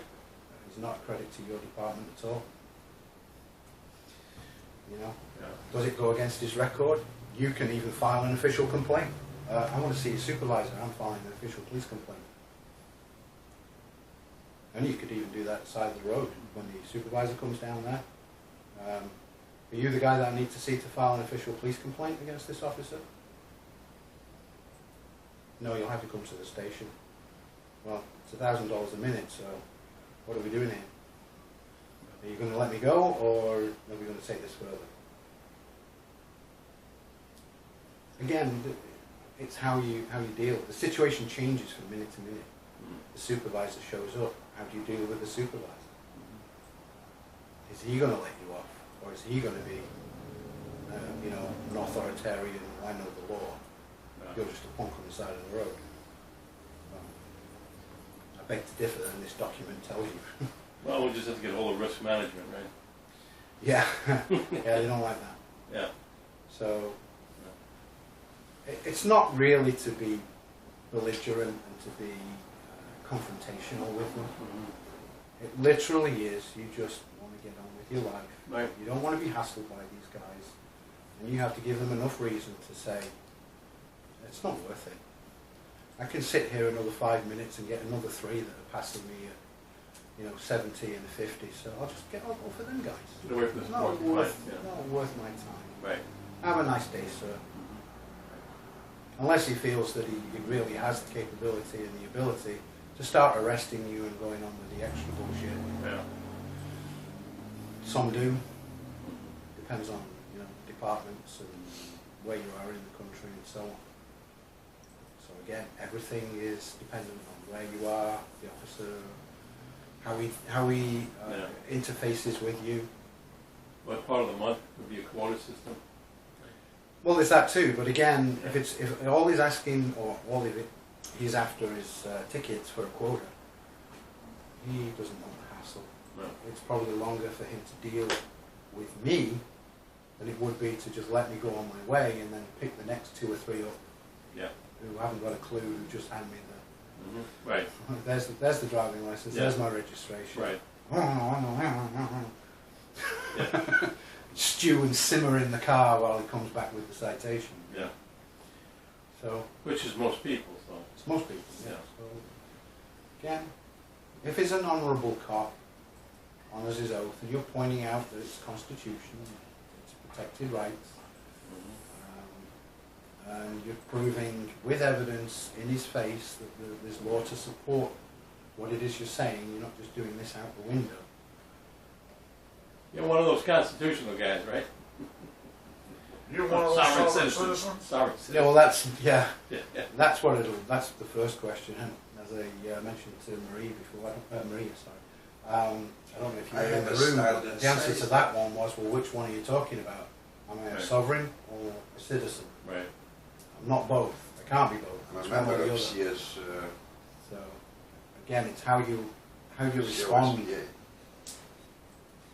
So you're even asking the question, a question there. You're not even answering it. Yeah. You're asking, and that's another thing. Preferably, don't mute up. There's a circumstance where you still need to interact with the guy, but don't answer questions. Respond with a question. Oh, are you one of those sovereign citizens?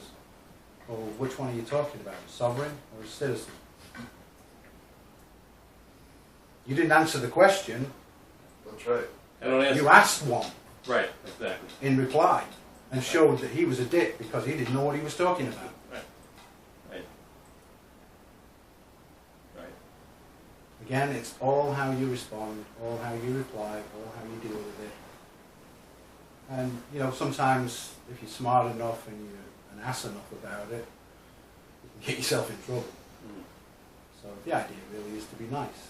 Right. Show that you know what you're talking about. Right. Just be But quiet. be polite about Right, it right. and be respectful of his Mhm. office and the duties performing for the community. Right. That's all I ever demanded, or not really even demanded, that's all I wanted Mhm. from the community that I was serving. Yeah. I wanted some respect from them. And the worst thing that I ever got was the 9 and 10 and 12-year-old kids that had absolutely zero respect for the police. 9 or 10. Oh, yeah. I You mean told inside of someone's car? You're going? No, Oh. we're talking about on the streets. Oh, you know, in street, the yeah. divisions and area that I worked. Okay, right, right. You know, we're talking in the city, Yeah. one of the second worst locations in the force area that I worked. It'll be tough if that young. So, Yeah. oh, they grew up to be crooks and thieves and criminals Wow. because they were starting young and they had absolutely no respect for the police. Absolutely not. So, I mean, the cops that work in similar situations in the cities in America, Yeah. I don't envy them because I've been there too. You know, the only difference is that here there's a lot more guns, Yeah. and they have guns of their own. I didn't have a gun, so I had occasion where we had to deal with incidents where guns were involved, but the majority of the situations were knives and swords, because that's what people could get their hands on. Yeah. And that's no fun either when all you've got is a 14-inch stick of wood, Exactly.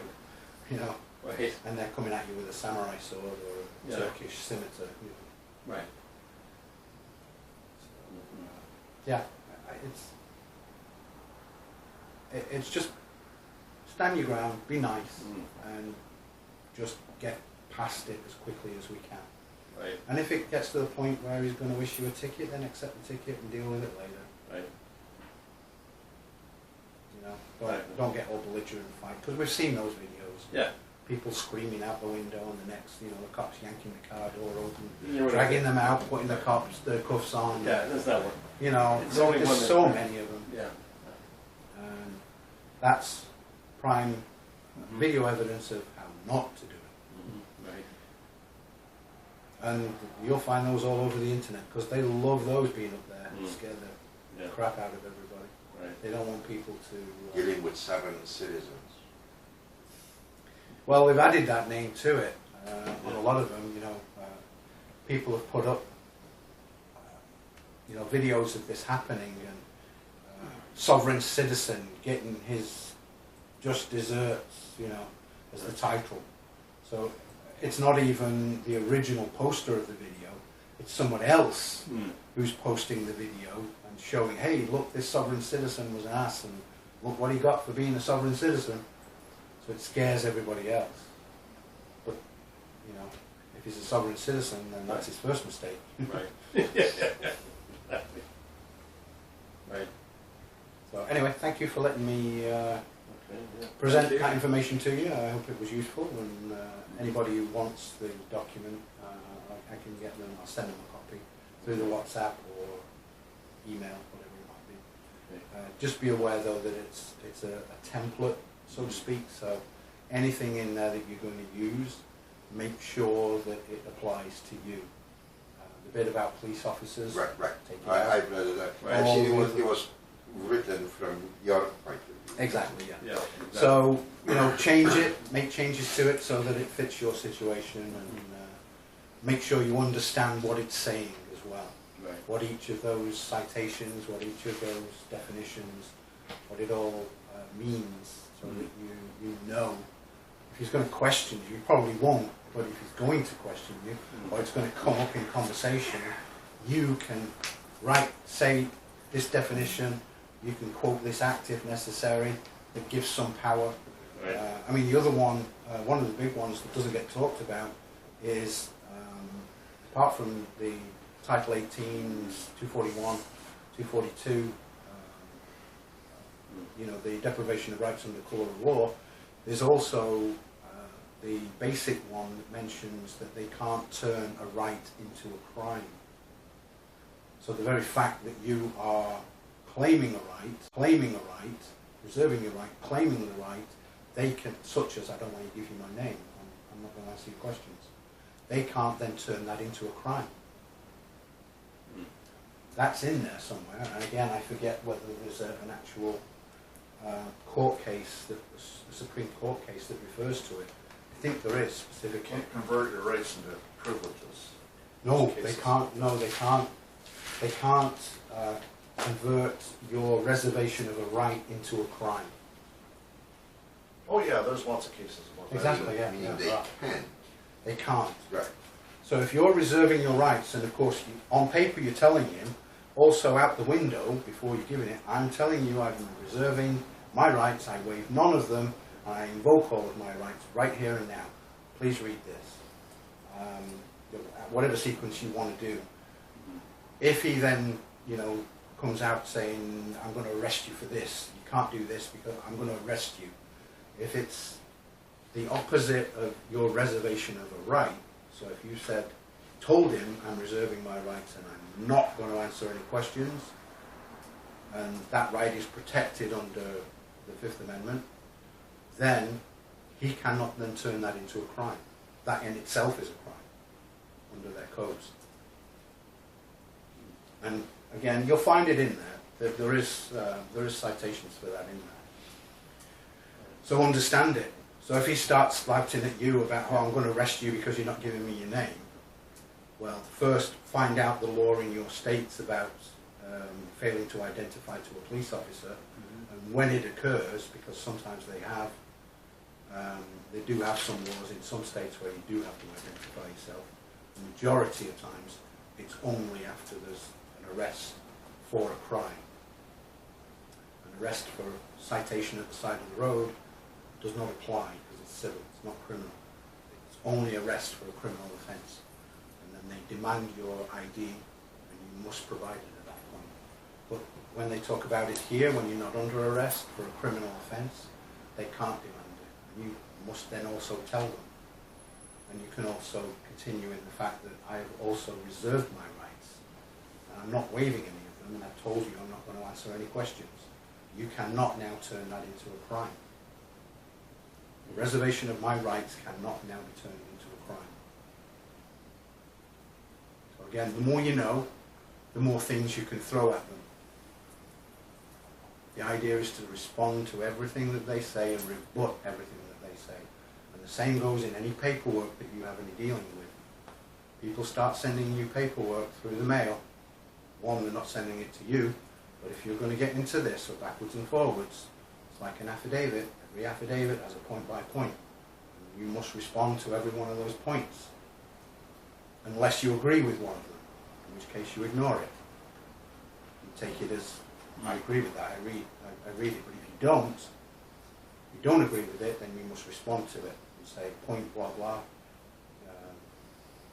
whatever the actual fact is in response. So that's it. I mean, that's it. That's the way you have to. That's the way you have to behave and respond. But don't look at it as a fight at the side of the road, because realistically, if you're going to do that, you're more than likely going to lose, because he's going to radio. He's going to have buddies in there within minutes. So the idea is to be nice. Let's get it dealt with before he has to call his friends and colleagues over and supervisors, and let him give you the stuff back and say, have a nice day. You obviously know your stuff. And then if that's the case, please, everybody, if that's the case, if he's willing, officer, thank you very much for dealing with me in a respectful and lawful way. Can I shake your hand? Because you're an officer, that your department should be proud of. And make him feel good when he walks away, Right. that he did the right thing. And you told him he did the right thing. Yeah. Don't leave him with a flea in his ear, because the next guy that gets pulled over, he might not be so generous.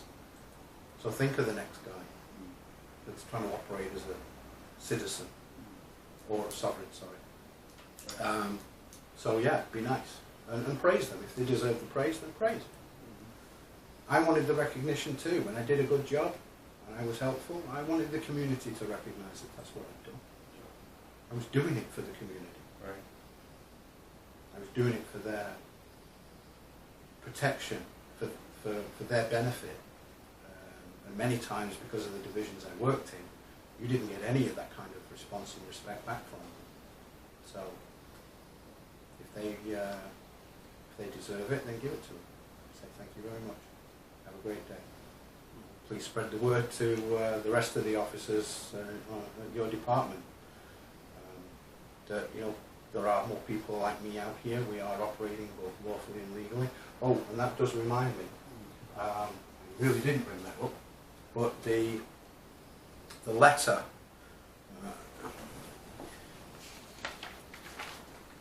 Yeah. So this one. I'm just going to show this camera in a minute. It's the Arizona Department of State. This particular letter is part of my document, which also, you guys see that there. So this is just the apostle notice certification of the letter that is here. Now this was provided by, is it a senator or is it one of those? Arizona Senator. Yeah, it was a senator in Arizona. And this was in 1985. I have another one somewhere, I think that actually refers to someone in Philadelphia, I believe. I keep meaning to find that one, but I can't. But in any case, what it actually says, this senator was writing to Department of Public Safety, which he was overseeing the police and so on. And his understanding was that there are a number of citizens of the state who are returning and handing in all of their documents. And doing so quite legally. And police officers are having interactions with these people and dealing with them in an unlawful and illegal manner by imposing legislation and codes and regulations on them when it doesn't apply. So what he was saying here is that is the case. These codes and statutes don't apply to these people. They've rescinded their contract with the state. So if you come across or you hear of officers that come across these incidents, I want a tally, I want a notification of all of these incidents for whatever records and how they turned out. Did the officers let them go, or did it escalate and was there an arrest and was it like a shit fit going on? Because these people were lawfully and legally standing for their rights, rescinding their contracts, and were being bullied and illegally arrested. So this letter basically said that, and it came from a state senator. So the reason I have this in there, it also shows, hey, look, state senator said that what I'm doing here is legal and lawful, and you don't really have the power. Karl, Just accept the situation and have a nice day. I don't want to cut in, but this is 1985 now. Think from 1985. Doesn't matter, the law still Today, applies. How many things change? It almost makes you feel like sovereigns today are I know that. part of domestic terrorism. Terrorism, I know. It doesn't matter because nothing has been rescinded. That law that he's talking about where citizens or otherwise, even non-citizens, if they have licenses, it doesn't matter. They are rescinding their contracts with the state. They are saying, I don't want to have anything to do with the state anymore. I'm giving you back my driving license, I'm giving you back my registration. registrations. Yeah, I'm giving you exactly. back my social security number, if they are. I'm giving everything back. I want nothing to do with you. I don't want any of your benefits, and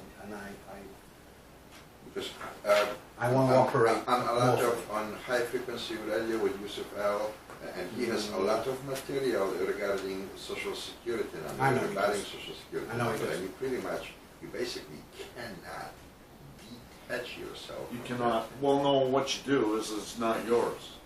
Right. It belongs to a Sesticate trust. You cannot cancel it. I've tried it, believe me. I think you brought it up too. But you just quit using it. It's not yours. That's it. It's not yours. It becomes a contract when you use it.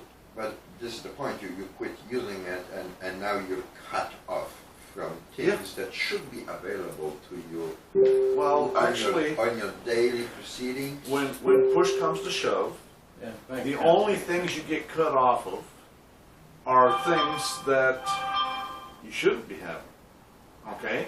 If a lot of these forms and stuff, when you go and apply for something, and it has a blank for a social security number in there, if you don't fill it out, 9 times out of 10, they'll still process it. Okay? They just ask for it. They're required to ask for it. Yeah. But if they flat out refuse to give you things like welfare or unemployment insurance, or those kinds of things, then it's because you shouldn't be getting that stuff. You see what I'm saying? And so those are privileges that only that Sesticate trust has access to. And so if you don't give them the number in those situations, then my attitude is I don't want it anyways. You have to remember you're operating away from the benefits of the state, and they're not really benefits. They're entanglements. Yeah, it's a good word, but they're also enticements. Yeah. You know, they're bribes Right. to get you involved with them. So, like I say, with this guy, senator openly admitted that citizens understand their status and have rescinded all of their contracts. Yeah. And I know it's even more recent, although this is from Canada. I opened a credit union account in Canada within the last 5 years or so. Yeah. And I did it without a social security number. And I knew everything that was required, the legislation, all that stuff. And I went into the bank, and I went in with my ex-wife at the time, and I said, we want to open 2 separate accounts. You know, one in her name and one in my name. She said, have you got your form of ID, your social insurance number, and a bill from the address? Yeah. So I said, sure. I gave her a cancelled driving license, expired, was no longer valid, and I gave her a utility bill with the address on it. She said, what about your social insurance number? I said, I don't need to give you that. Actually, in Canada, it's the law. They can't force you to give it to. It's better in that way in Canada. Yeah, but I it tried that actually here. says on like you can apply for a credit card, Yeah. and you don't have to give them a social security number for that either. They won't give you credit if you don't give the social insurance. Well, I've done it all. I've done it They won't do it anymore. Because when I opened the bank account, they couldn't be an interest-bearing account, and I couldn't apply for a credit card. Oh, well, that has certain advantages. Yeah, Yeah, well, that's nothing true. wrong with that. No, No, no, no. interest-bearing account. I don't want your interest-bearing Yeah. account anyway. Exactly. What, Exactly. 0.5%? Quarter I mean, percent. Yeah, yeah. And then it ties you in with the CRA. So Exactly. all that Yeah, support. Exactly. So, anyway, I had a to and forward with this, and she was the assistant manager to the branch. I Assistant don't branch think all manager. assistant managers. No. She actually within 3 weeks became the manager of the branch. So she'd already done the management training, and then it was just an official thing, period, before she actually became the manager. So she should have known, and didn't. So anyway, I told her, and we had a little bit of a conversation. I said, look, it's 4:30. You're closing in half an hour. I was expecting this was not going to take too long. I'll be back in again tomorrow, or we'll be back in again tomorrow. I'll give you until 10:30. We'll come back in and we'll fill out the paperwork and get it all completed. And she's like, What? See, I tried that here in the credit union upstate. Number one, they try to give them an license that expired. This is expired, we can't use this type of thing. They'll take a passport, but this is what I found is the biggest thing, is use Social Security number for opening an account. That's what seems to be. There's other places, no, we can't help you here, you know.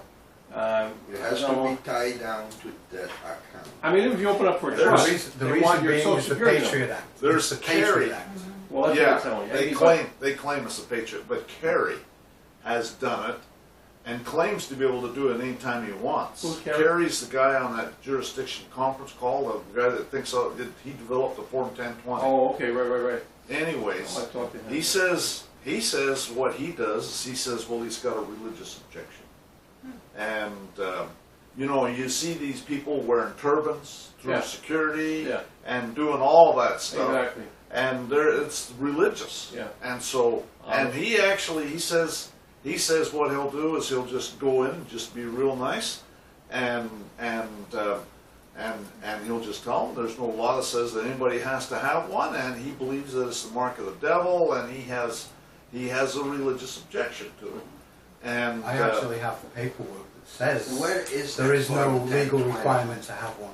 But they can it's also, not, you make it up. but they have the right to basically say, okay, fine, we Where's know an that we're not going to open an example account of for a you. Form That's what do you 1020? do then? That's what I I'm can saying. email it to you. Then do you I file can email you notice one of that I complaint, use. Sure. civil complaint Email it against to them, you. Okay. or deprivation of your rights? Print one off tonight. I I'll did. go down. I think if you do I that did. to the law Sticky? department, right, then they'll Sorry? probably Is let it this guy, somewhere won't sticky? get him in here. Because I heard people came On in a from other flash drive? countries or like Mexico, no idea, like, oh yeah, we open up Probably. accounts all Should the be on time. the you know. flash drive. Where would I Should be on find there. that? Should be on there. You have I know so it much happens. stuff on there. There's I a know lot it of happens, stuff. but- Anyways, so Kerry claims to use the religious objection, and he says that what'll happen is he'll go in there, he just be real nice, and he'll say, oh, by the way, who's in charge of your law department if I want to send them a letter? And they'll tell it to him, they'll give it to him, and you can also, any big bank, you can get that kind of information online. Right. Anyways, and he'll just make notes while he goes in there, and they're going to turn him down. He expects it, and then he'll send a letter to the chief counsel and tell them that they violated his religious right to. He wanted to open a bank account, and tell them that they violated his freedom of religion, and that they're. He's filing, I don't know, he might make some threats about filing criminal complaints or something. But the bottom line is that in a couple of days he'll get a phone call or a letter saying, go ahead, make yourself an appointment. Right. And he's usually pretty nice with them, so a lot of times he'll leave the secretary, he'll get their names and stuff, and he'll put it in the letter. And then and he'll send all that, and then when he talks to them, tell them, look, they're going to give you a call and about setting up this account, and so you can reach me at this number or something. Anyways, he'll get a phone call or he'll get a letter telling him, come on down, make an appointment, we'll set you up an account. Now, with this credit unions as well as banks, or just banks? I don't know about credit unions Okay. because the reason credit unions are, They operate more loosely. well, they're, in a way they are, but in a way, Yeah. I don't believe, I know people that work for credit unions, and these are big credit unions, and they all have bank accounts, Right. and they have to go and do a bank deposit every night. I don't think, and also people that, credit unions are real sticklers about, like if you don't make the payments, they're really bloodhounds about, Because and it's their money that's online, I think. exactly. Yeah, I right. think it's their money. It's a depositor's money. It's not. They can't leverage it like banks can. Right. And so they actually have to loan a depositor's money, whereas banks don't loan a depositor's money. They just create it out of nothing. Yeah. Right. And so the credit unions are. So for that reason, I think that they're real sticklers about making sure and getting that Social Security number too. I don't normally deal with credit unions, quite frankly, because of that. Right. But They're, yeah. So there's people that I know that work for a credit union, and they had to do a bank deposit every night. So they didn't keep any cash in the credit union. Yeah. You know, Right. and so you know, they were basically operating out of a bank account. Anyways, it's we've been going for like. Yeah, I know. It's what, 2:45. I mean, we can continue on till 5 o'clock. Well, we've been going for less 20 minutes, maybe. Well, he started out at 10 o'clock this morning. Yeah. So Teachers, we can keep going if you want, or we can take a lunch break, or even a short break if you want to Yeah. take a short break. You know, you tell me. What do you want to do? It's up to you. I think what we'll do is, if nobody has any objections, we'll just keep going, I guess, eh? All right. I've got something. I was actually working on a criminal complaint against a district attorney that I'm doing, but I've got a presentation. No, it's I was- running. Whoops, David. Do we want to take a short break? I just maybe didn't 5, 10 grab minutes. them. Yeah. Sure, okay. Let's take a 5 or 10 minute break. That's fine. And matter of fact, I think I was going to do a lot of things. Sorry.